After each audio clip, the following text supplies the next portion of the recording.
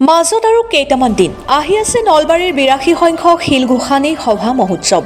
বছৰৰ প্ৰথমখন সভা মহোৎসৱ নলবাৰী জিলাৰ শিলগোসানী সভা মহোৎসৱ পুহ মাহৰ ২৯ তাৰিখৰ পৰা ১, ২, ৩, ৪, ৫ তাৰিখলৈ ৬ দিনীয়া কাৰ্যসূচীৰে অনুষ্ঠিত হ'ব সভা মহোৎসৱখনি। প্ৰস্তুতি ইতিমধ্যেই প্ৰায় সম্পূৰ্ণ হোৱাৰ পিনে আগবাঢ়িছে। এইবাৰ শিলগোসানী থান সভা মহোৎসৱ উপলক্ষে নিমন্ত্ৰণ কৰি আনিছে ৩ দিনীয়া নাট প্ৰদৰ্শনেৰে বলিষ্ঠ তথা জনপ্ৰিয় অভিনেত্ৰী প্ৰস্তুতি পৰাশৰৰ নাট প্ৰদৰ্শন কৰা আবাহন থিয়েটাৰ। অন্যবাৰতকৈ এইবাৰ আকৌ শিলগোসানী থান সভা মহোৎসৱত উদ্যোক্তাই ভক্তৰ সংখ্যা বৃদ্ধি পাব বুলি জনায়। হয় চাওক, ঐতিহ্যমণ্ডিত যি শিলগোসানী সভা মহোৎসৱ সমাগত মাজত আৰু কেইটামান দিন পিছতে ঐতিহ্যমণ্ডিত যি শিলগোসানী সভা মহোৎসৱ সেয়া আহি আছে। সহজেও কিছু দৃশ্যাংক দেখাবলৈ লৈছে। যি সভা মহোৎসৱৰ যি প্ৰস্তুতি এতিয়া তুংগত উঠিছে। মই ইয়াতে উদ্যোক্তাৰ ওচৰত আহিছোঁ। কি ক'ব সভা মহোৎসৱ সমাগত? শিলগোসানী থান সভা মহোৎসৱ কেৱল নলবাৰী জিলাৰেই নহয়, ই গোটেই অসমব্যাপী চুৰি কৰিছে।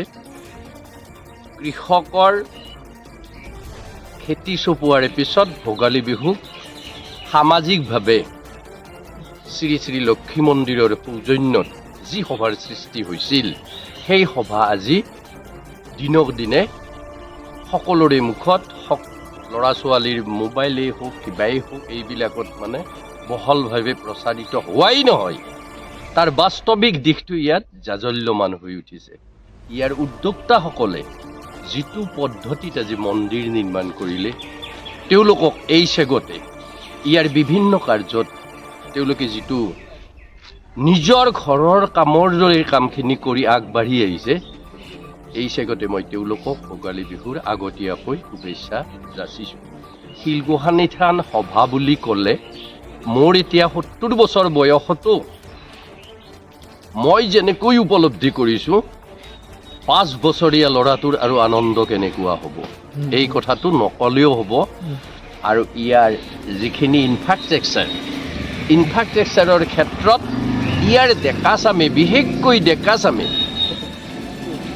যি কামত আগবাঢ়ি আহি ইয়াৰ বাস্তৱিক ৰূপটো দিলে, এই চেগত মই তেওঁলোকক পুনৰবাৰ প্ৰশংসা কৰিছোঁ, তেওঁলোকৰ উজ্জ্বল ভৱিষ্যত কামনা কৰিছোঁ।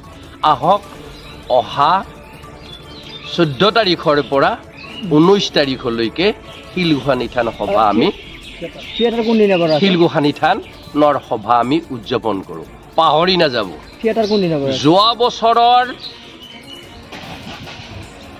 অসমৰ ভিতৰতে অভিলেখ স্থাপন কৰা শিলগোসানী থান সভাত আবাহন থিয়েটাৰে যি অভিলেখ সৃষ্টি কৰিলে, তাৰ পুনৰাবৃত্তি ঘটিবলৈ গৈ আছে অহা মাঘৰ ৩ তাৰিখৰ পৰা।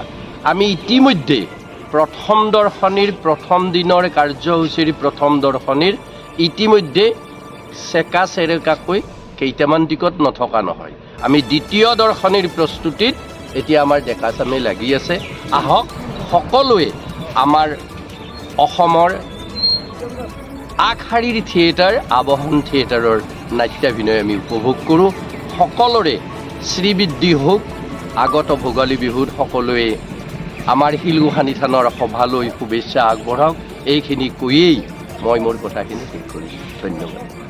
হয়, নিশ্চয়কৈ ক'ব লাগিব যে সমাগত শিলগোসানী সভা মহোৎসৱ মাজত আৰু কেইটামান দিন আছে। কেইটামান দিন পিছতে আমাৰ শিলগোসানী সভা মহোৎসৱ আৰম্ভ হ'ব। এই প্ৰস্তুতি প্ৰায় টিংগত উঠিছে। এইবাৰৰ ভ্ৰাম্যমান থিয়েটাৰ জগতৰ প্ৰস্তুতি যি অভিনয় কৰিছে সেইখন হৈছে আমাৰ আবাহন থিয়েটাৰ। আবাহন ৩ মাঘৰ পৰা আছে ৩ দিনীয়া কাৰ্যসূচীৰে। Bureau report, news 24 Assam.